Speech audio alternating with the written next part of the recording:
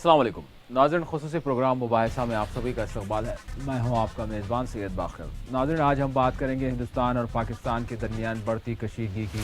जिस तरह के आप सभी जानते हैं कि जम्मू कश्मीर में इस वक्त क्या सूरत हाल बनी हुई है, ना ही सरहदात पर अमन है और ना ही कश्मीर के अंदरूनी हालात बेहतर हैं।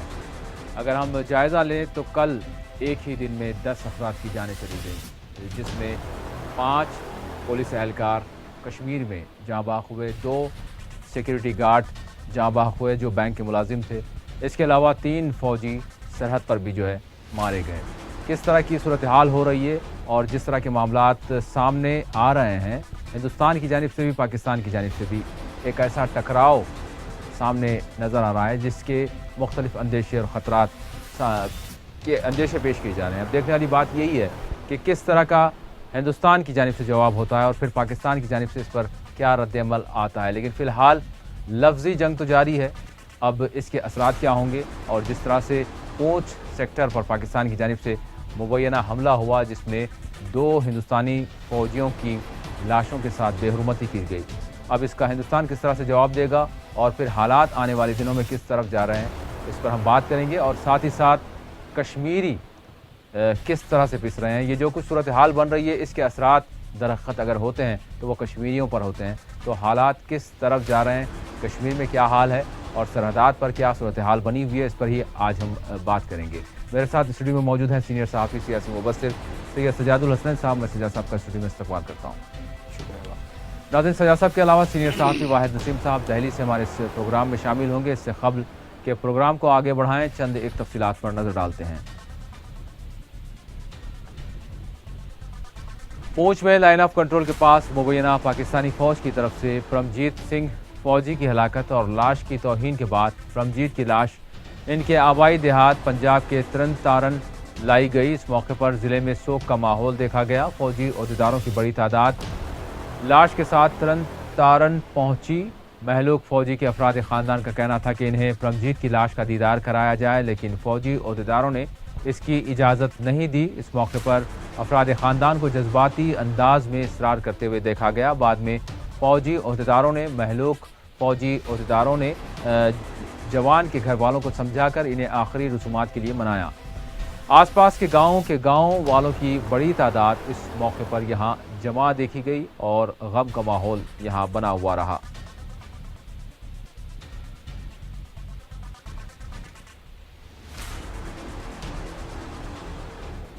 ਇਹਦਾ ਨਾਮ ਬਣਾਗੇ। ਬਾਕੀ ਦੂਜੀ ਗੱਲ ਵੀ ਉਹਨੂੰ ਉਹਦੇ ਨਾਂ ਤੇ ਕੋਈ ਯਾਦਗਰੀ ਬਣਾ ਕੇ ਦਿਓ। ਉੱਥੇ ਟੋਲਾ ਉਹਦਾ ਸਕੂਲ ਹੈ ਲਾਗੇ, ਗੁਰਦੁਆਰਾ ਲਾਗੇ, ਬੈਂਕਾਂ ਲਾਗੇ, ਸਾਰੀਆਂ ਚੀਜ਼ਾਂ ਲਾਗੇ। ਉੱਥੇ ਥੋੜੀ ਸਾਡੀ ਕੋਸ਼ਿਸ਼ ਪਿੰਡਿਆਂ ਤੋਂ ਮੰਗ ਕਰਾਂਗੇ, ਕੁਛ ਤੁਸੀਂ ਸਾਡੇ ਤੋਂ ਮੰਗ ਕਰੋ, ਸਾਨੂੰ ਬਣਾ ਕੇ ਦਿਓ। ਜਿਹੜੇ ਪਾਕਿਸਤਾਨ ਨੇ ਮਾਰਿਆ ਉਹਨਾਂ ਵੱਲੋਂ ਜਿਹੜੇ ਪਾਕਿਸਤਾਨ ਨੇ ਮਾਰਿਆ, ਅਸੀਂ ਕਿਹੜੇ ਉੱਥੇ ਆ ਜਿਹੜੇ ਪਾਕਿਸਤਾਨ ਨੇ ਜਿਹਨਾਂ ਮਾਰਿਆ। एक साडा पुत 50 ਉਹਦੇ ਮਗਰ ਬੰਦੇ ਚਾਹੀਦੇ ਆ। ਇੱਕ ਪੁੱਤ ਸਾਡਾ ਕੱਲਾ ਕੀ ਪਤਾ ਕਿਤਨਾ ਮਾਰੇ, ਕੀ ਮੈਂ ਦੱਸ ਉਹ ਕੱਲਾ ਕਿਤਨਾ ਆਇਆ, कितना मारिया नकवारी करावे, सब को करावे जितों तक साडा उपनागे। वहाँ पे हुक्म का हमारे लीडर लोग, नेता लोग, जो मंत्री लोग हैं, ये लोग हमको अगर सही हुक्म देंगे तो हम उनका गर्दन काट करके ला देंगे इधर। पाकिस्तान को एक हमारे हाथ में एक मुट्ठी का है, वो हम उसको पकड़ के लाएंगे, खींच के ला देंगे। लेकिन हमको क्लियर हुक्म ये लोग नहीं देते हैं। दबाव रहता है, हमारे फोर्स के ऊपर भी दबाव पड़ी रहती है इन लोगों की वजह से। दूसरी बार सिर काट के लेंगे। हाँ, ऐसे देखने में हमको 2 बार हो गया। एक समाचार में और सुना था और ये दूसरा घटना हो गया है। इस तरीके की घटना बिल्कुल नहीं होनी चाहिए। कश्मीर के कोलगाम में जम्मू कश्मीर बैंक की वैन पर हुए अस्करी हमले में जाँ बाख होने वाले 5 पुलिस एहलकारों की कुर्बानियों को भी सरकारी खराज पेश किया गया। Assistant sub inspector of police Bashir Ahmad, constable Muzaffar Ahmad, constable Farooq Ahmad, constable Ashfaq Ahmad, constable Mohammad Qasim, bank के सिक्योरिटी गार्ड मुजफ्फर अहमद लावे, जावेद अहमद भट्ट जाँ बाख हो गए। ताहम आज कश्मीर भी इन 7 लाशों के गम में डूबा रहा।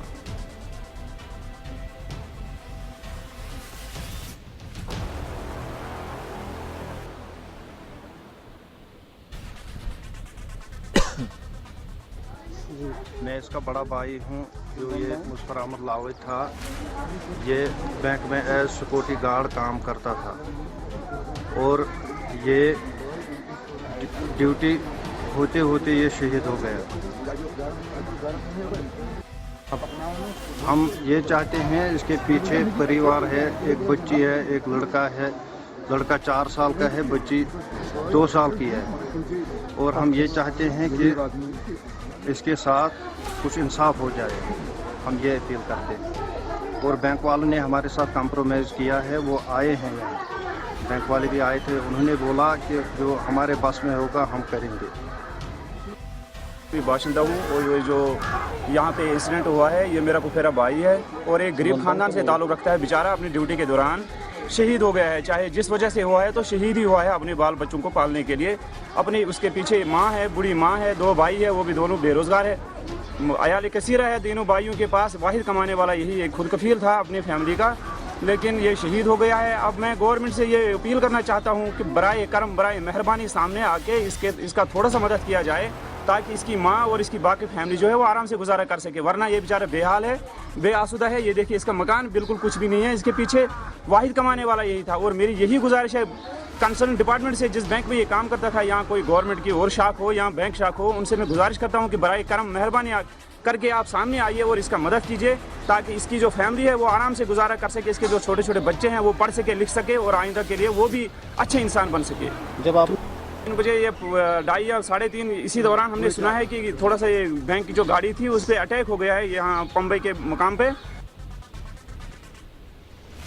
गुज़िश्ता रोज़ पूंछ में लाइन ऑफ कंट्रोल के पास 2 हिंदुस्तानी फौजियों की लाशों की तौहीन किए जाने के खिलाफ मुल्क के मुख्तलिफ शहरों में एहतजाजी मुजाहरे किए गए। लुधियाना, अलीगढ़ में मुजाहिरीन ने एहतजाज करते हुए पाकिस्तान के खिलाफ नारेबाजी की और पाकिस्तानी परचम को जलाया गया। मुंबई में विश्व हिंदू परिषद की तरफ से एहतजाज किया गया। VHP के लीडर का कहना था कि पाकिस्तानी हमलों की सख्त मजम्मत सिर्फ अल्फाज और ज़ुबानी जमा खर्च से नहीं काम चलेगा, बल्कि पाकिस्तान पर एक हमला कर दिया जाए। उत्तर प्रदेश के देवरिया में तलबा की तरफ से एहतजाज किया गया। जम्मू में पैंथर्स पार्टी की तरफ से रैली निकाली गई। पाकिस्तान के वज़ीर-ए-आज़म नवाज शरीफ की तस्वीर पर अपने गम व गुस्से को उतारा गया। पाकिस्तानी परचम को नजर आतिश किया गया। दिल्ली में भी बजरंग दल और VHP की तरफ से पाकिस्तान के खिलाफ एहतजाज किया गया और पाकिस्तान के खिलाफ सख्त कार्रवाई का हुकूमत से मुतालबा किया गया।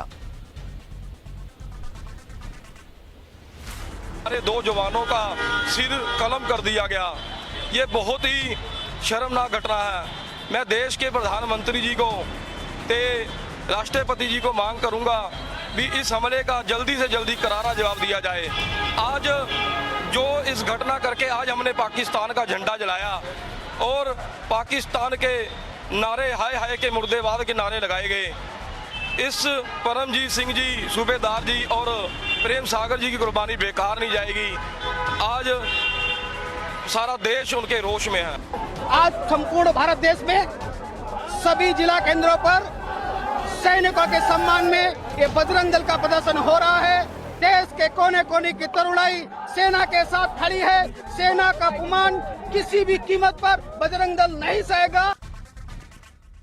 और निंदा पाकिस्तान की करने से इस समस्या का समाधान जो है वो नहीं होने वाला है। अब नरेंद्र मोदी जी, आपका 56 इंच का सीना हिंदुस्तान के लोग देखना भी चाहते हैं, जिसके बारे में आप बार बार बयानबाजी के माध्यम से और मीडिया के माध्यम से लोगों को बताते रहे। रियासत जम्मू कश्मीर के गवर्नर NN वोहरा ने आज दिल्ली पहुंचकर मरकजी वज़ीर दाखिला राजनाथ सिंह से मुलाकात की और रियासत में बिगड़ती अमन ज़ब्त की सूरत हाल पर तबादला ख्याल किया। पाकिस्तानी फौज की घात लगाकर किए गए मुबैना हमले में 2 फौजियों की वीरगति हासिल करने और वादी में गुज़िश्ता चंद दिनों में होने वाले दहशतगर्दाना हमलों और सिक्योरिटी फोर्सेस पर पथराव के वाक़यात के पेश नज़र इस मुलाकात को काफ़ी अहम समझा जा रहा है। तफसीलात के मुताबिक वज़ीर दाखिला और गवर्नर NN वोहरा ने जम्मू कश्मीर में अमन व कानून बरकरार रखने से मुतालिक मसाइल और मुस्तक़बिल की हिकमत अमली पर तबादला ख्याल किया। मिलने वाली इतलात के मुताबिक गवर्नर NN वोहरा वज़ीर-ए-आज़म मोदी से भी मुलाकात करेंगे। ख्याल रहे जम्मू कश्मीर में अपोजिशन की जानिब से हुकूमत की बर्खास्तगी वज़ीर आला महबूबा मुफ्ती को अखलाकी तौर पर मुस्तफ़ी होने का एक दबाव बना हुआ है।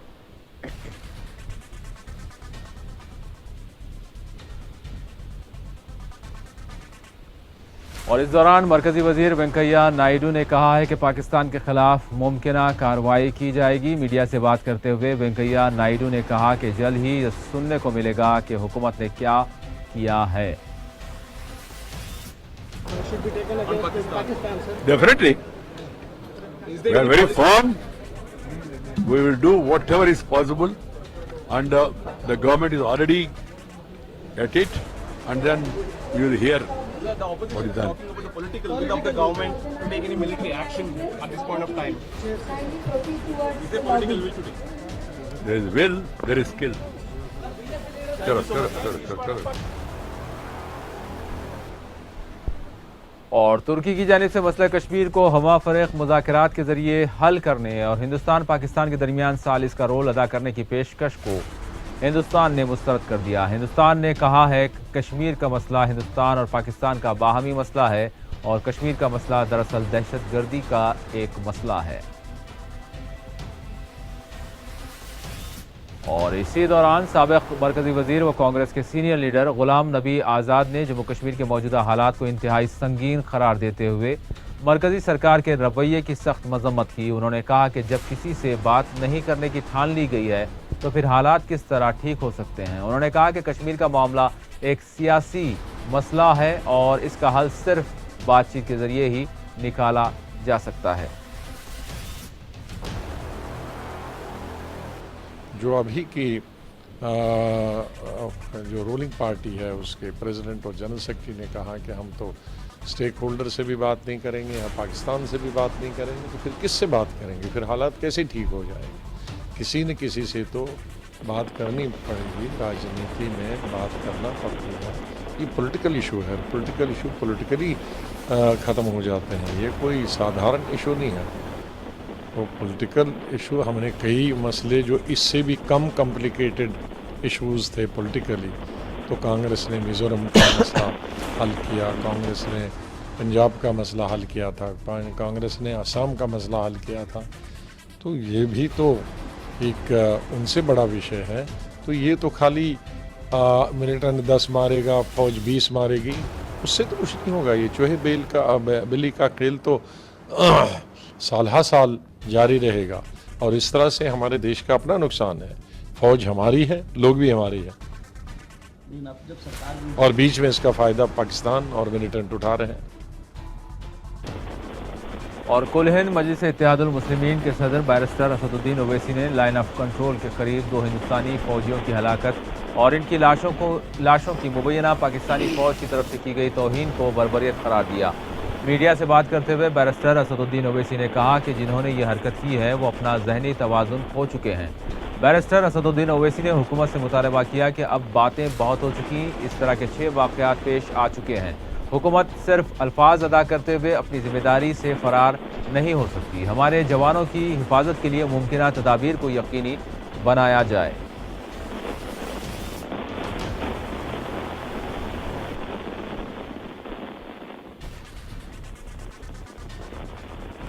सबसे पहली बात तो यह है कि मैं अपनी जानिब से पाकिस्तान की आर्मी की तरफ से जो हमारे बीएसएफ के जो बहादुर जवानों के साथ जो सलूक किया गया है उसकी मैं शदीद मजम्मत करता हूँ, कंडेम करता हूँ। ये बर्बरियत है।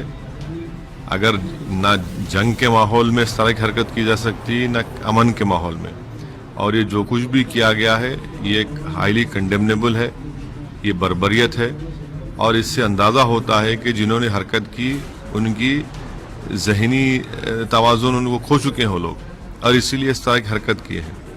दूसरी बात यह है कि हमारी हुकूमत से हमसे यही मुतालबा करेंगे कि बातें तो उन्होंने बहुत की हैं, अब जैसा कि ये बात रखी गई है और आ भी गई है कि ये पहला या दूसरा वाक़या नहीं है, ऐसे 6 वाक़यात हो चुके हैं।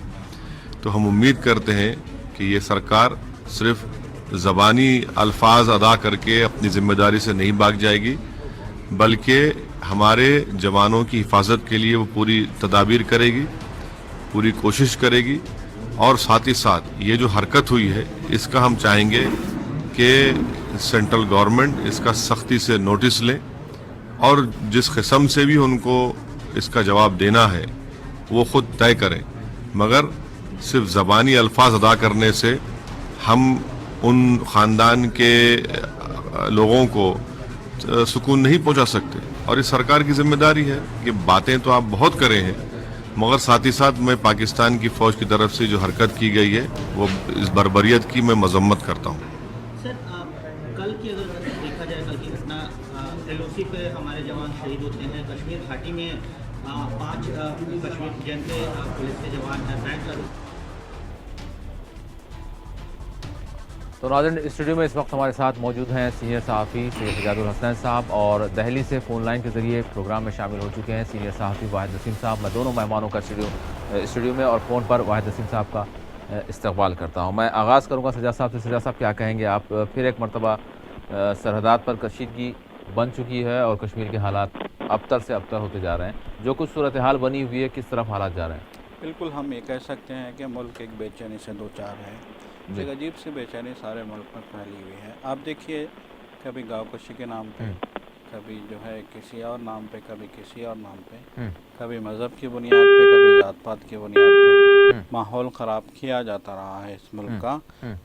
अब तो हालात इतने ख़राब हो गए हैं कि एक जानिब जम्मू कश्मीर में मिलिटेंटों की जानिब से पुलिस जवानों की जो है जान ली जाती है, दूसरी जानिब छत्तीसगढ़ में माओ नवाज़ों की जानिब से CRPF जवानों की जान ली जाती है, तीसरी जानिब LOC पर पाकिस्तानी फ़ौज की जानिब से BSF के जवानों की जान ली जाती है जी।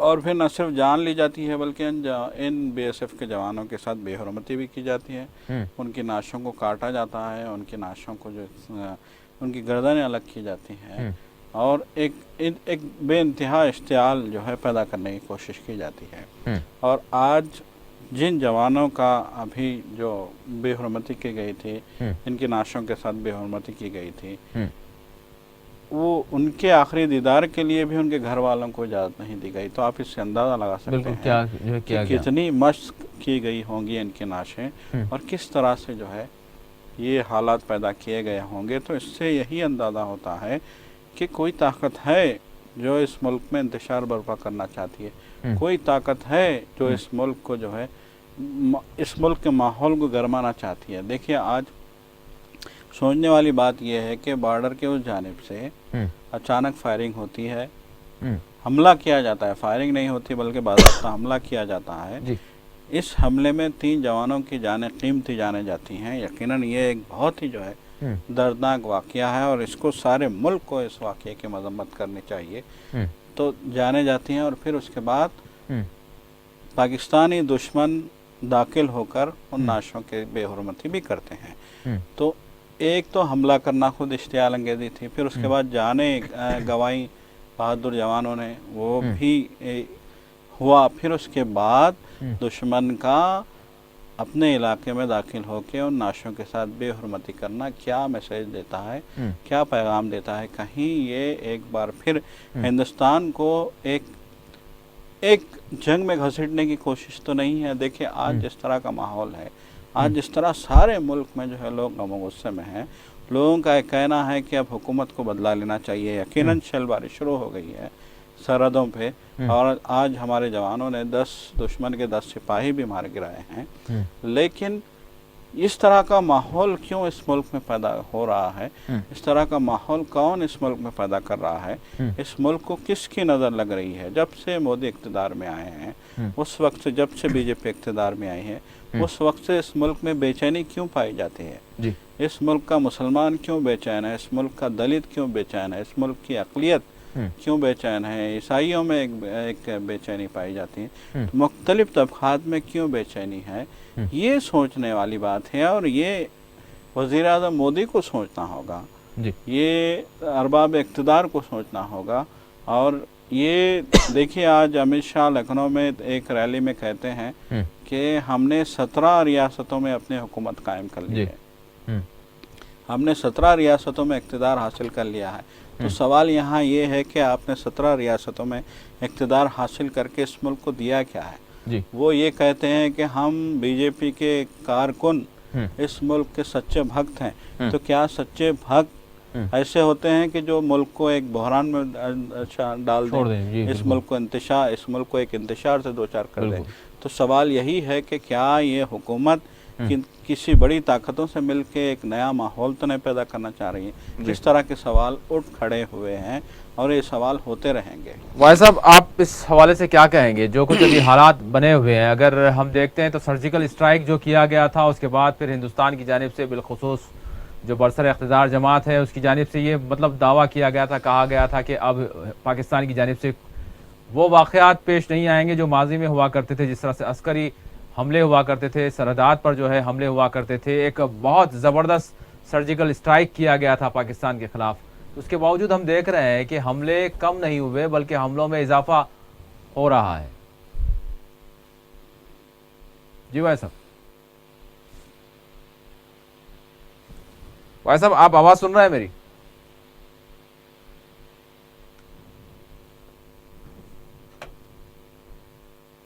भाई साहब, आप हमारे साथ हैं? गालिबन आपकी आवाज़ नहीं पहुंच पा रही है। मैं चाहूंगा कि दोबारा आपसे रब्ता किया जाए। जी सर, आप क्या कहेंगे? आप सर्जिकल स्ट्राइक के हवाले से मैंने भाई साहब से पूछा, आपसे भी जानना चाहूँगा। देखिए, यही बात है कि जब हुकूमत ने कहा था कि हमने सर्जिकल स्ट्राइक की है, अब दुश्मन की हिम्मत नहीं होगी कि हमारी तरफ आंख उठाकर भी देखे। लेकिन सर्जिकल स्ट्राइक के बाद से अब तक का रिकॉर्ड उठा के देखिए आप, एदाद-ओ-शुमार देखिए, दरअंदाजी के रिकॉर्ड देखिए, सरहद पार से गोलाबारी के रिकॉर्ड देखिए, और सरहदों पे होने वाली कशीदगी को देखिए, और उस वक्त से लेके अब तक क्या सिपाहियों की मौतें नहीं हो रही हैं, क्या सिपाहियों की जानें नहीं जा रही हैं, क्या सिपाहियों को मारा नहीं जा रहा है, क्या छलबारी रुक गई है। ये सबसे बड़ी सोचने वाली बात है। देखिए, आज वेंकैया नायडू कहते हैं, आज अरुण जेटली कहते हैं कि हम ये जो हुआ है बीएसएफ के जवानों के साथ जो हुआ है, उसका जवाब बहुत जल्द देंगे और हिंदुस्तान देखेगा क्या तो देंगे। अब क्या देंगे। तो अब यहाँ सवाल यही है कि सर्जिकल स्ट्राइक भी आपने की थी, उसके बाद आपने कहा था कि हमने दुश्मन के सरजमीन पे घुस के दुश्मन को मारा है और 10-15 हमने जो है ठिकाने तबाह कर दिए हैं। उसके बावजूद दरअंदाजी होती जारी है और मुसलसल इजाफा हो रहा है। बिल्कुल इजाफा हो रहा है। वाहिद साहब हमारे साथ जुड़ चुके हैं। वाहिद साहब, अस्सलाम वालेकुम। जी वालेकुम सलाम। वाहिद साहब, क्या कहेंगे आप? सर्जिकल स्ट्राइक के बाद तवक्का थी कि पाकिस्तान की जानिब से जो हमले होते हैं या फिर अस्करी कार्रवाइयाँ होती हैं उसमें कमी आएगी, लेकिन हम देख रहे हैं कि इसमें मज़ीद इजाफा हो रहा है और अब जो सूरत हाल बनी हुई है इस पर अब भी फिर यही कहा जा रहा है। अगर हम देखें तो फिर बयानबाजी यहाँ शुरू हो गई हैं, फिर सख्त जवाब देने की बात की जा रही है। तो मतलब जो सर्जिकल स्ट्राइक किया गया था उसका फिर क्या फ़ायदा हुआ? बहुत अफसोस के साथ मुझे ये कहना पड़ेगा कि आज हिंदुस्तान में जिस तरह का माहौल बना दिया गया है, ये माहौल हिंदुस्तान के हित में नहीं जी। बहरहाल हमें ये सोचना चाहिए कि हम क्या कर रहे हैं और हम क्या कह रहे हैं। हम सिर्फ चुनाव जीतने के लिए बयान देते हैं। चुनाव इलेक्शन का समय होता है, इलेक्शन के वक्त में हम बयान बाजियां करते हैं और हम ऐसे मीडिया को इस तरह से छूट देकर इस तरह माहौल को एक अलग, वो हमारे डिप्लोमेटिक हित में है कि नहीं है, ये सोचे बगैर अगर हम एडवाइस नहीं करते हैं या हम इस तरह की कार्रवाइयों को करने दिया जाता है, तो मुझे लगता है कि हिंदुस्तान में ये जो कुछ हो रहा है वो बिल्कुल एक हिंदुस्तान के हितों के विपरीत है। मगर मैं सबसे पहले यहाँ खिराज अकीदत पेश करूंगा उन अपने जवानों के लिए जो शहीद हुए, जो देश के लिए जिन्होंने अपनी कुर्बानी दी है, और बेहद मैं संजीदगी के साथ अफसोस जाहिर करता हूँ कि हमारे उन शहीदों के परिवारों के लिए, और आज बेहद अफसोस के बाद बड़ी निंदा करता हूँ मैं पाकिस्तान की उस फौज की कि जो इंटरनेशनल या प्रोफेशनल फौज के बजाय वो एक ऐसी कायराना हरकत करते हैं जिसकी मिसाल जो है वो इंटरनेशनल स्तर पर बहुत आसानी से देखने को नहीं मिलती। तो ऐसी सूरत हाल जो है अगर हिंदुस्तान के अंदर पैदा हो रही है कि एक लहर उठी है और मांग की जाती है कि हमें जो है वो पाकिस्तान से तुरंत इसका बदला लेना चाहिए, तो इसके जिम्मेदार जो है वो हमारा ये मीडिया है और हमारी हुकूमतों में वो बैठे हुए लोग हैं जिन्होंने एक उम्मीद जो है वो जनता की बढ़ाई, और जनता की उम्मीद बढ़ाने के बाद कोई भी बयान या कोई भी डिप्लोमेसी को कभी चर्चा में नहीं लाया गया। तो सवाल ये उठता है कि एक तरफ हम बिल्कुल वाजिब है कि हमें पाकिस्तान को इसका माकूल जवाब देना चाहिए, हमें पाकिस्तान को इससे पहले की नजर अगर हम डालते हैं तो हालात ये हैं। भाई साहब यहाँ पर सवाल यही है ना, माकूल जवाब दिया था ना आपने, फिर ये हुआ तो फिर कहाँ कमी रह रही है? अब फिर वही कहा जा रहा है कि एक सर के बदले 10 सर लाइए, 50 सर लाइए। क्या ये सर जो है लाना ले जाना ये मसाइल का हल हो सकता है? सख्त जवाब कौन सा सख्त जवाब देंगे? जंग का आगाज हो। हमने तमाम कोशिशें की कि हम पाकिस्तान को आइसोलेट करें। हम अंतर्राष्ट्रीय हमने बड़े बड़े दावे किए कि हमने पाकिस्तान को उसकी सरहदों में समेट दिया है, हमने आइसोलेट कर दिया है इंटरनेशनल। भाई साहब दो रास्ते रहते हैं, मैं यहाँ पर सजाद साहब से भी जानना चाहूंगा। एक होता है मुज़ाकरात, सियासी अमल जिस तरह से पुरअमन तरीके से हो, बातचीत का आगाज हो, एक रास्ता ये रहता है, या फिर दूसरा रास्ता जंग का होता है। तो दोनों भी रास्ते हम जो है छोड़ चुके हैं, दोनों भी रास्ते नहीं है ना हमारे पास। कौन सा रास्ता, हम किस पर चल रहे हैं? अवाम को गुमराह किया जा रहा है। जी जी, आप पूरी बात सुनिए। आज बहुत जरूरी है कि हमें संजीदगी से बात करने की आवश्यकता है। संजीदगी से बात करने की ये आवश्यकता इसलिए है कि तमाम इंटरनेशनल जो खबरें हैं हम हिंदुस्तान में अपने लोगों को ना वो दिखा पाते हैं, ना शेयर कर पाते हैं, क्योंकि हम एक तरफ हिंदुस्तान में जिस तरह की मांग बुलंद कर रहे हैं वो एक अलग मुद्दा है। हमने अभी जो एक खबर मैंने पढ़ी है जो चीन की तरफ से आई है। चीन में एक सरकारी अखबार है जिसे ग्लोबल टाइम्स कहा जाता है, उसमें बाकायदा ऐलान किया है चीन ने कि अगर हमारा जो कॉरिडोर है कश्मीर की सरहदों से टच करते हुए बलोचिस्तान होते हुए जो ग्वादर बंदरगाह तक गया है, उसकी हम पूर्ण हिफाजत करेंगे। मतलब ये है कि हम उसकी सुरक्षा की जिम्मेदारी लेते हैं। और अगर हम कोई भी सर्जिकल स्ट्राइक या कोई एक हम जो है माकूल जवाब देने की बात करते हैं तो हम जो है हमारे सामने ऐलानिया तौर पर जो है चीन सामने आके खड़ा हो गया है वो ग्वादर कॉरिडोर के तहत पाकिस्तान की तरफ से। हमने देखिए पाकिस्तान के सामने पाकिस्तान की तरफ से जवाब देने जाते हैं तो चीन जो है बीच में आके खड़ा हो गया है जिसका बयान दिया गया है। क्या ये भारतीय डिप्लोमेटी या भारतीय नेता या कुछ इस तरह के माहौल को बनाने की कोशिश की जा रही है कि हमें ये पता चले कि आखिरकार चीन जो है वो हमारे खिलाफ क्यों जा रहा है, चीन को हमारे साथ क्यों नहीं रहना चाहिए? चीन का बहुत बड़ा कारोबार हिंदुस्तान के साथ है। हम चीन के खिलाफ इस तरह के अगर वो बयान देता है तो हमें किस तरह की डिप्लोमेसी को अपनाना चाहिए? हम एक तरफ बात करते हैं कि हमने पाकिस्तान को आइसोलेट कर दिया है और मीडिया बड़ी बड़ी बातें करता है, दूसरी तरफ हालात ये है कि ट्रंप की तरफ से बयान आता है कि कश्मीर के मामले पर मैं मध्यस्थता करना चाहता हूं अगर हिंदुस्तान पाकिस्तान राजी हो। उसके बाद ईरान का बयान आता है कि मैं कश्मीर के मध्य पर मीडिएटर बनना चाहता हूं। उसके बाद अर्दोगन आते हैं तो वो कह के जाते हैं कि मैं जो है चीन के कश्मीर के मुद्दे पर मीडिएटर बनना चाहता हूं। यानी इतना बड़ा इंटरनेशनल इशू पहले कभी नहीं बना और इतने सारे प्रपोजल कश्मीर पर मीडिएशन के नहीं आए जितने इस बार आए। यानी कि आइसोलेट तुम खुद हो रहे हो और तुम्हारी पॉलिसी हो रही है और तुम हिंदुस्तान को धोखा दे रहे हो। और ये मीडिया, ये जो पीला मीडिया है हिंदुस्तान का जो इस वक्त रेड हो चुका है, ये रेड मीडिया जो है हिंदुस्तान की जनता को गुमराह कर रहा है। डिप्लोमेटिक स्टेप आज हमारी पोजीशन आपको याद होगा कि मैंने 2 साल से ये बात कहता आया हूँ कि ये मौका है जब रूस और चीन आमने सामने खड़े हो गए हैं, जब वो आपस में लड़ रहे हैं। आज भारत जो है वो अमेरिका की भी उतनी ही जरूरत बना हुआ है, रूस की भी उतनी ही जरूरत बना हुआ है, चीन की भी उतनी ही जरूरत बना हुआ है।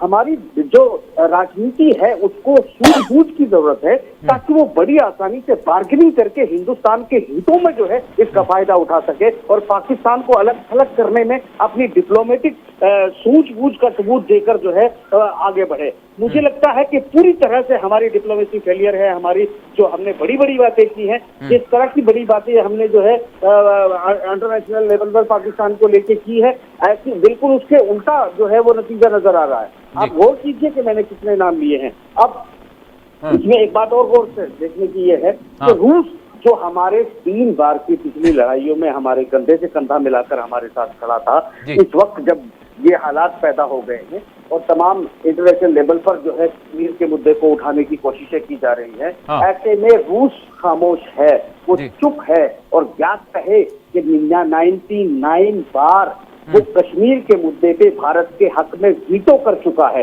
यानी हमने एक भरोसेमंद जो हमारा साथी था वो भी हमने जो है लगभग हम उसकी नजर में शायद इतने विश्वसनीय नहीं रहे हैं आज की तारीख में जितने के हुआ करते थे। और हमेशा हमें ये भी नहीं भूलना चाहिए, तो ताकि अगर बुद्धिजीवी, मुझे नहीं लगता कि हिंदुस्तान के बुद्धिजीवी जो है इस वक्त वो मीडिया में एक्टिव हैं या वो कोई आर्टिकल लिख रहे हैं या कोई टेलीविजनों पर शायद उनके लिए कोई जगह बची है कि वो ये समझा सके कि इंटरनेशनल लेवल पर आज दुनिया कहाँ खड़ी है और बहरहाल ये छेड़खानी पाकिस्तान हिंदुस्तान के साथ क्यों कर रहा है। हिंदुस्तान के साथ ये पाकिस्तान छेड़खानी शायद इसलिए भी कर रहा है कि वो देखना चाहता है कि जितना इन्वेस्टमेंट अब मजबूरी हो गई है चीन की कि वो अपने कॉरिडोर को और अपनी इंडस्ट्री को जिस तरह से इन्वेस्टमेंट किया है पाकिस्तान में, वो ठीक वो लाइन ऑफ कंट्रोल के साथ टच करते हुए जो जाती है कि अगर ये सूरत हाल होती है तो चीन मेरा साथ देता भी है कि नहीं देता है। तो जिस तरह से चीन का बयान आया है खुले तौर पर कि मैं अपने कॉरिडोर की रक्षा करने के लिए यहाँ पर मौजूद रहूंगा और यानी कि मैं पूरी तरह से रक्षा करूंगा, तो इसका मतलब साफ है कि ये हमको एक डिप्लोमेटिक थ्रेट है। ये डिप्लोमेटिक थ्रेट पर हमने चीन को क्या दिया? ये बजरंग दल, ये फलाना दल, ये मीडिया, ये तो बयानबाजियां शुरू हो गई है अभी तो, मतलब एहतजाज शुरू हो गए हैं, हमेशा होते आए हैं। जब भी जो है हमला होता है तो फिर इस तरह के बयानबाजियां होती है जिससे मतलब आवाम को कुछ वक्त के लिए जो है समझा दिया जाता है। सर मैं आपसे जानना चाहूँगा भाई, तनाज़ा आखिर है क्या? अगर ऐसे कई सारे तनाज़ात है, अगर हम यूरोप में देखें या फिर दीगर ममालिक में भी देखें तो कई ममालिक में पड़ोसियों के दरमियान भी जो है तनाज़ात होते हैं, लेकिन उनको हल करने के लिए कोई एक राह तलाश की जाती है। क्यों हिंदुस्तान और पाकिस्तान मतलब इस कदर जो है इनके दरमियान तलखियाँ हुई हैं कि जंगें भी हुई और अब फिर हालात कुछ इस तरह के हो रहे हैं, तो क्या वो वजूहात हैं? क्या वो असल बुनियादी मामला है जिसके नतीजे में दोनों ममालिक टकरा रहे हैं और जानी नुकसान अगर हो रहा है तो हम देखते हैं कि जो है चाहे वर्दी वाले हों, चाहे असलियत पसंद हों, चाहे आम अफराद हों जी, इसका क्या एक ही हल रह गया है कि सख्त जवाबी? देखिए सबसे बड़ी बात यह है कि सख्त जवाबी कार्रवाई कैसे दी जाएगी, ये तो एक बैनुल अक़वामी मसला हो जाएगा। जब अगर हिंदुस्तान सख्त जवाबी कार्रवाई की तरफ जाएगा, माहौल जंग का होगा, तो माहौल जंग का होगा तो फिर आलमी सतह पे जो है इसके असरात मुरतब होंगे। जैसे कि अभी वाहिद नसीम साहब कह रहे थे कि अभी तनाव है, अभी 2 सिपाहियों की मौत हुई है, उनकी आखिरी रसूमात भी नहीं पूरी हुई हैं कि चीन का बयान आ जाता है कि अपने कॉरिडोर की हिफाजत के लिए मेरे फौजी वहाँ मौजूद रहेंगे LOC पे। इसी LOC पे जो है ये वाक़या हुआ है, ये सानेहा हुआ है और चीन का बयान आ जाता है। और फिर आप देखिए कि जैसा कि वाहिद नसीम साहब कह रहे थे कि रूस हमारा बहुत पुराना रफ़ीक था, बहुत करीबी रफ़ीक था, बहुत बाएतमाद रफ़ीक था रूस, लेकिन आज हमने अपनी खारिजा पॉलिसी तब्दील करके रूस को हमने अपना एक मानों में दुश्मन बना लिया है। रूस खामोश है लेकिन रूस हिंदुस्तान का साथ देगा, अब ऐसी सूरत हाल नज़र नहीं आती। चीन तो वैसे ही हमारा दुश्मन है, हम इस बात से इनकार नहीं कर सकते। सीधे हाथ पे पाकिस्तान हमारा दुश्मन है, हम इस बात से भी इनकार नहीं कर सकते। जब सीधे हाथ पे पाकिस्तान दुश्मन है, उल्टे हाथ पे चीन दुश्मन है और सामने रूस पड़ता है, रूस को भी अगर हम दुश्मन बना लेंगे तो फिर हम इस खित्ते में अपने मफादात की हिफाजत लेकिन कैसे इसके कर बावजूद पाएंगे? हम कह रहे हैं कि हम ऐसा काम करेंगे जो आने वाले दिनों में हिंदुस्तानी देखेंगे, हिंदुस्तान देखेगा, मुल्क देखिए देखेगा, तो क्या करने वाले हैं? यही सबसे अगर हम बड़ा वो करते हैं तो फिर सवाल यहाँ पर यह है कि वो जो दुनिया की बड़ी ताकतें हैं, जो खुद आपका एक पड़ोसी है, जो मुखालिफ है आपका, दुश्मन है आपका, तो फिर उसकी तरफ से किस तरह का रद्द-ए-अमल? आप पाकिस्तान पर कुछ बड़ी कार्रवाई करेंगे लेकिन फिर चीन है तो फिर हम क्या चीन को नहीं देख रहे हैं? देखिए यही सबसे बड़ा आलमिया तो यही है कि हुकूमत से बयानबाजी हो रही है, बिल्कुल बहलावे की बातें करती है, बयानबाजी करती है। मोदी सरकार जब से इक़्तिदार में आई है आपने हमेशा देखा कि बयानबाजी हुई है। हम दूर क्यों जाएं, गुज़िश्ता बरस नोटबंदी हुई थी, आपको भी पता है। तो इस नोटबंदी के आगाज़ में वज़ीर-ए-आज़म मोदी ने क्या कहा था कि पाकिस्तान जाली नोट तैयार कर रहा है, इसलिए हमने नोटबंदी की है। उसको फिर उसके बाद बिल्कुल पाकिस्तान जोड़ा गया था। फिर बाद में पता चला कि ऐसा तो कुछ भी नहीं था, जितने 2 नोट के वाक़यात कम होंगे। फिर कहा गया कि पथराव के वाक़यात कम होंगे क्योंकि अस्करियत पसंद 500 रुपये दे के जो है बच्चों से पत्थर फेंकने, बिल्कुल पत्थर फेंकने, संगबारी करवाते हैं। तो ये भी जो है एक ढकोसला साबित हुआ। फिर हमने देखा कि किस तरीके से जो है कहा गया कि आने वाले दिन आप मुझे 50 दिन दीजिए, 50 दिन आप मुश्किल बर्दाश्त कीजिए, खतौरों में लग जाइए, फिर उसके बाद देखिए कि हम क्या करते हैं आपके लिए। तो क्या हुआ नए साल में सभी देख रहे हैं क्या हुआ। सिर्फ ये हुआ कि यूपी में आपने बहुत बड़े पैमाने पे कामयाबी हासिल की और इसको भी नोटबंदी का करिश्मा कहा जा रहा है। ये और बात है कि बाकी सुप्रीम कोर्ट में बिल्कुल ये सुप्रीम रुजू हुए हैं कि किस तरह से जो बिल्कुल सुप्रीम कोर्ट से रुजू हुए हैं। तो बहरहाल हमेशा हमने देखा कि आवाम से कहा गया कि अच्छे दिन आएंगे, आवाम आज भी मतलाशी हैं अच्छे दिनों के। आवाम से कहा गया कि महंगाई पे कंट्रोल किया जाएगा, आज भी आवाम सोच रहे हैं कि महंगाई आखिर कंट्रोल कैसे होगी। तो बहुत सारे हालात जो है मुल्क में, दाखिली हालात, मायशियत, आप देखिए वज़ीर आज़म गए थे मेक इन इंडिया के नाम पे, या फिर सरमाया बैरूनी सरमायाकारी के लिए सारी दुनिया घूम आए वो। आपको लग रहा है कि बाकी दुनिया से सरमायाकारी हिंदुस्तान में हुई है, वो भी एक बड़ा फेल्योर साबित हुआ है। हम फेल्योर ही कहेंगे इसको कि डिप्लोमेसी, बैनुल-अक़वामी डिप्लोमेसी जो है ख़त्म हो गई है। अलमिया ये है कि हम इसराइल से दोस्ती करते हैं और इसराइल को जो है उससे सरमायाकारी लेने के बजाय हम इसराइल के ख़रीदार बन जाते हैं। वो दुकानदार बन जाता है, हम ख़रीदार बन जाते हैं, वो मुनाफा हासिल करता है। हमने अमेरिका की तरफ दोस्ती का हाथ बढ़ाया, नतीजा आज देखिए क्या हो रहा है। कोरिया के पेनिनसुला में, कोरिया के आबनाए में एक जंग का माहौल पैदा हो गया है। अब इस जंग को खुदा ना खास्ता कहीं इंडिया तक तो नहीं घसीटा जा रहा है पाकिस्तान को इस्तेमाल करके। अमेरिका और पाकिस्तान की तो बहुत पुरानी दोस्ती है। तो इस दोस्ती का फ़ायदा उठा के अमेरिका कहीं इस खित्ते को भी जो है उस मामले में घसीटना नहीं चाहता। ये बहुत सारी बातें हैं। ये जो पाकिस्तान और हिंदुस्तान की सरहद पे हो रहा है, ये जो हुआ है, ये कल जो वाक़या हुआ है, इस वाक़ये को देखने से ऐसा मालूम होता है कि कहीं ये किसी बैनुल-अक़वामी साजिश का नतीजा तो नहीं है। बिल्कुल भाई साहब, अब क्या समझते हैं आप, दूसरा कदम हमारा क्या हो सकता है, क्या करने जा रहे हैं? अगर हम अपोजिशन में अगर कोई भी जमात होती है तो वो फौरी तौर पर कहते हैं कि बातचीत होनी चाहिए, जब इक़्तिदार में होते हैं तो बातचीत को वो भी भूल जाते हैं। और आज जिस तरह से अपोजिशन है वो मतलब कह रही है कि भाई बातचीत के ज़रिए मामले को निपटाया जाए और ये देखा जाए कि असल दोनों ममालिक के दरमियान कौन सा तनाज़ा है। अगर कश्मीरियों की आवाज़ हम सुने तो वो यही कहते हैं कि कश्मीर बुनियादी मसला है, बुनियादी तनाज़ा है, इसी को लेकर दोनों ममालिक टकरा रहे हैं। तो क्यों ना इस मसले को हल करने के लिए बातचीत का आगाज़ हो, लेकिन बातचीत का आगाज़ नहीं हो पाता। क्या कहेंगे आप, अगला कदम क्या होगा हिंदुस्तान का बिलखुसूस? जी, मैं पहले अगले कदम बताने से पहले पिछला कदम आपको बताना जरूरी है, आवाम और नाज़रीन को बताना जरूरी है। ये बेहद इम्पोर्टेंट बात ये है कि अगर आप मसला हल करना चाहते हैं तो मसले हल किए जाते हैं। और इसकी सबूत के तौर पे मैं आपको बता दूं कि कश्मीर के मसले को हम अगर देखें तो इससे पहले हम देखते हैं कि नक्सलवाद, एक छोटा सा एग्जाम्पल, आप पूरी बात सुनिएगा। एक वक्त था जब हिंदुस्तान के अंदर पंजाब में बहुत बड़े लेवल पर खालिस्तान के मूवमेंट शुरू हुआ था, आतंकवाद शुरू हुआ था। पंजाब जो है वो इस कदर जला था कि आज उस हालत में न कश्मीर है न दूसरे कोई इलाके हैं। पंजाब में 5 बजे के बाद पैदल अपने घर से बाहर निकलते हुए लोग डरते थे।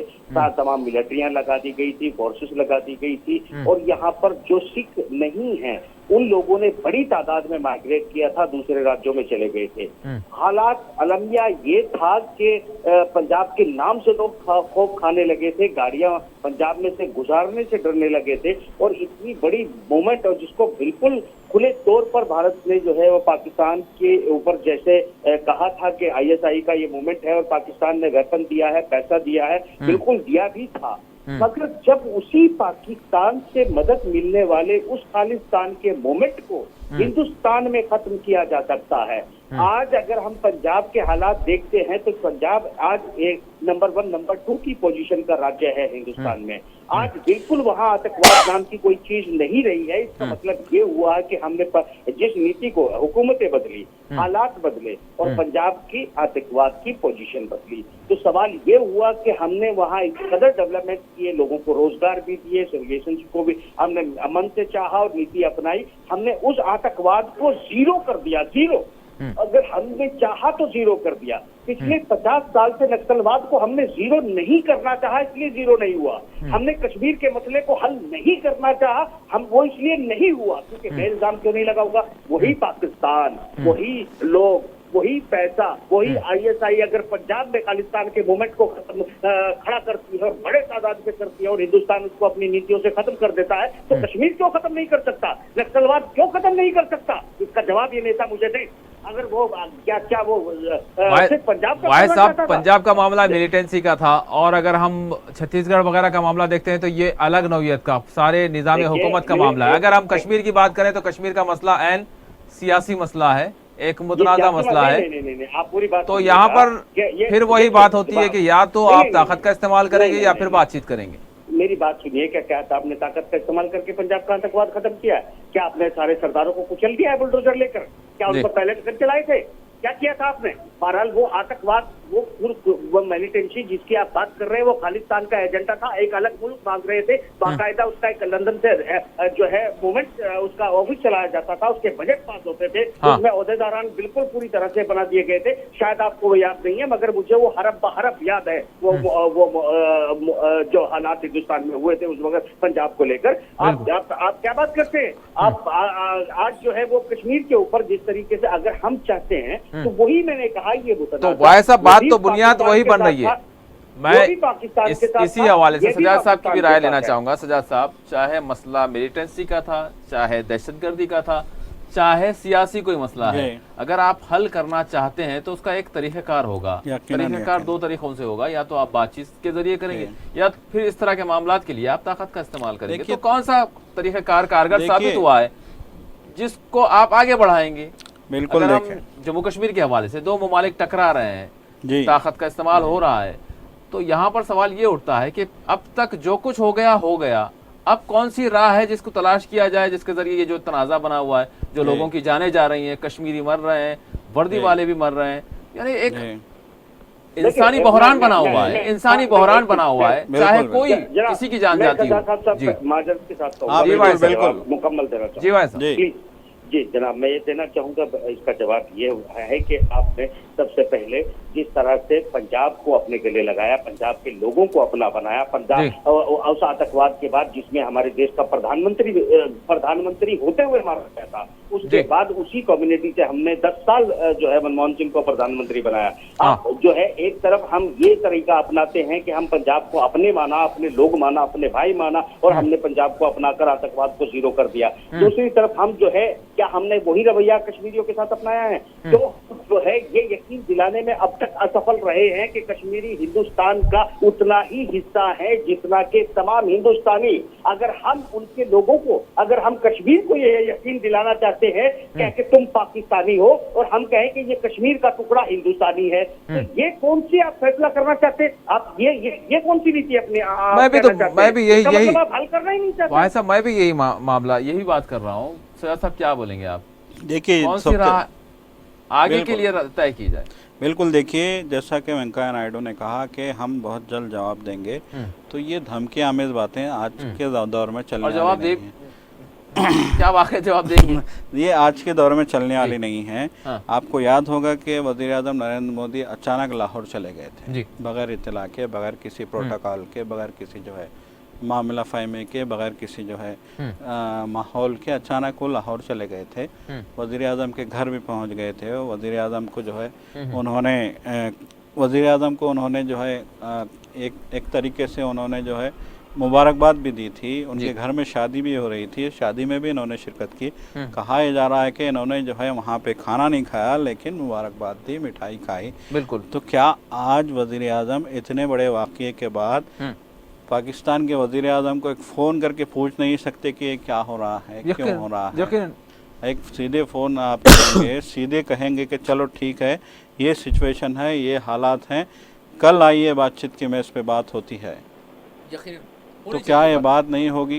यकीनन। देखिए, मसले का हल जंग नहीं है, मसले का हल कशीदगी नहीं है, मसले का हल यहाँ पर मैं जानना चाहूँगा कि अगर किसी भी मामले में अगर बड़ा दिल करने वाली बात हो तो फिर बड़ा दिल कौन करता है? बड़े करते हैं या छोटे? अगर दो पड़ोसियों के हिसाब से अगर देखें तो दोनों में कौन बड़ा है? किस अगर हम नहीं, मैं इसका बिल्कुल एक मुख्तलिफ जवाब देना चाहूँगा। बिल्कुल आप यानी कहीं से तो कम से कम कुछ लचकदारी का मामला हो, नहीं तो फिर बातचीत आगे बढ़े ना। नहीं, मैं इसका जवाब आपकी इच्छाओं के अनुरूप नहीं दूंगा, मैं इसका जवाब अपने तरीके से दूंगा।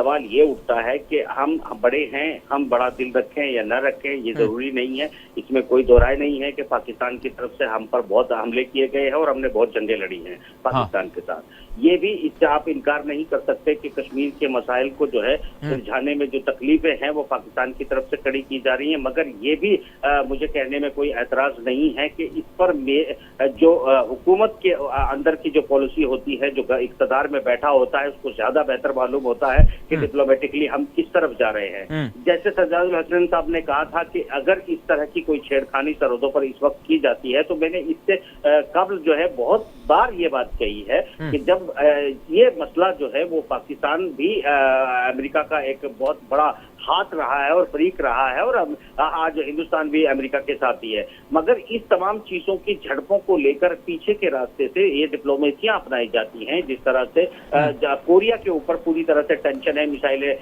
किसी भी वक्त हमला हो सकता है, किसी भी वक्त चीन के दूसरे सिरे पर जो है युद्ध शुरू हो सकता है।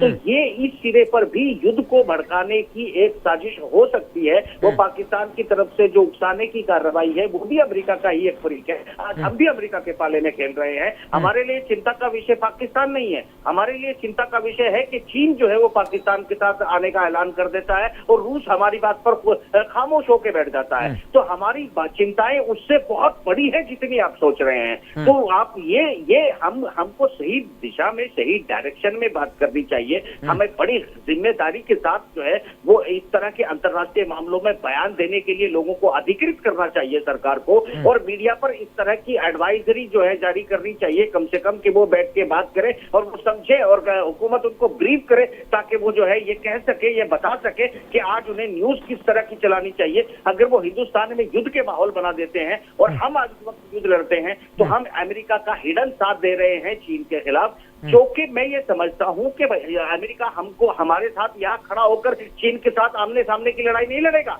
वो सिर्फ हमारा इस्तेमाल करेगा और इस्तेमाल करके छोड़ देगा, जो कि इसका इतिहास रहा है। तो ऐसे हालात में हिंदुस्तान की आवाम को और पाकिस्तान की आवाम को जो है सूझबूझ से काम लेना चाहिए और पाकिस्तान की हुकूमत को अपनी हरकतों से बाज आना चाहिए कि इस वक्त की वो छेड़खानी करके इस तमाम खित्ते को अमेरिका और बमबारी और कोरिया जैसे लोगों के हाथों जो है बर्बाद करवाना चाहते हैं। ये चिंताएं आप ये समझ रहे हैं कि ये सिर्फ एक देखिए, अक्रॉस द बॉर्डर फायरिंग होती रहती है और झड़पें होती रहती हैं, मगर जब इन झड़पों को एक तरह से उठाया जाता है या इस तरह की गंदी हरकत की जाती है, जैसे कि पाकिस्तान ने एक घिनौनी हरकत की है, ऐसी हरकतें की जाती है, तो ये उकसावे की कार्रवाई होती है। और फिर ऐसे उकसावे पे अगर पूरे देश में एक माहौल बनता है, तो ये एक बहुत बड़ा षड्यंत्र जो है सामने उभर कर सामने आता है। अगर देश का दबाव हमारी हुकूमत पर होगा तो यकीनन हमें युद्ध में उतरना पड़ जाएगा। अब हमें ये सोचना होगा कि इस युद्ध से हमें लाभ होगा कि हानि, ये सोचना हुकूमत का काम है, और इसको कंट्रोल करना और अपने नेताओं पर बयान देने के लिए एक जिम्मेदारी देना, अधिकृत करना। चाहे वो हमें लड़ने का फैसला करना हो, मैं हुकूमत के साथ रहूंगा, चाहे हमें आराम से बात करने का फैसला हो, मैं हुकूमत के साथ रहूंगा। मगर ये भी एक साथी होने के नाते मैं एडवाइस देना चाहूंगा कि इस वक्त जो है मुझे लगता है कि अमेरिका और दूसरी साजिशें हमको इस्तेमाल करना चाहती हैं घेराबंदी के लिए, जबकि इस थर्ड वर्ल्ड वॉर का हिस्सा भारत को नहीं होना चाहिए। जी सर साहब, मैं प्रोग्राम का आखिरी सवाल 1 मिनट में चाहूंगा। इस तमाम तनाजुर में हिंदुस्तान और पाकिस्तान टकरा रहे हैं, इसके दरमियान कश्मीरी रह गए हैं, कोई कश्मीरी क्या कह रहे हैं वो भी सुनेगा कोई? हाँ बिल्कुल, कोई सुनेगा। यकीनन कश्मीरियों को भी शिकायत है कि उनकी नहीं सुनी जाती। कश्मीरियों को ही शिकायत बिल्कुल, उनको फिलहाल जो कुछ माहौल बना हुआ है, जो जाने जा रही है, बिल्कुल। देखिए, जंग भी होगी तो कश्मीरियों का नुकसान होगा, सरहद पे कशीदगी भी होगी तो कश्मीरियों का नुकसान होगा, गोलाबारी भी होगी तो कश्मीरी ही जो है मरेंगे, और हालात खराब होंगे तो भी जो है कश्मीरियों की जान जोखिम में पड़ेगी। यकीनन ही कश्मीर का मसला भी बहुत बड़ा मसला है, और कश्मीर का मसला एक सियासी मसला है, और ये तस्लीम करना होगा तमाम फरीकीन को। और देखिए, जैसा कि वाहिद नसीम साहब ने भी कहा, आप भी कह रहे हैं, सब कह रहे हैं कि जंग किसी मसले का हल नहीं होती। मुज़ाकरात की मेज़ पे जब आएंगे तमाम फरीक, जब बातचीत होगी, जब आमने सामने बातें आएंगी निकल के, और पूरी ईमानदारी के साथ इस मसले को हल करने की जानिब पेशकदमी होगी, तो यकीनन ये मसला हल हो सकता है। बहुत बहुत शुक्रिया सजा साहब, वाहिद साहब, मैं दोनों मेहमानों का शुक्रिया अदा करता हूँ। यकीनन नाज़रीन, जो कुछ सूरत हाल बनी हुई है वो तशवीशनाक है, लेकिन यहाँ पर यकीनन नेक नियति की ज़रूरत है, और कुछ ऐसा कदम उठाने की ज़रूरत है जिसके नतीजे में आने वाले दिनों में फिर इस तरह की सूरत हाल न बने, लेकिन इसकी तवक्कुआत और उम्मीदें कम ही नज़र आती हैं। बहरकैफ हम उम्मीद करते हैं कि हालात बेहतर होंगे और दो पड़ोसी ममालिक जो इनके दरमियान तनाज़ा है वो एक ना एक दिन और बहुत जल्द हल होने की राहें निकल पाएँ। इसी के साथ खूबसूरत प्रोग्राम मुबाहिसा अपने अख्ताम को पहुँचता है। अल्लाह हाफ़िज़।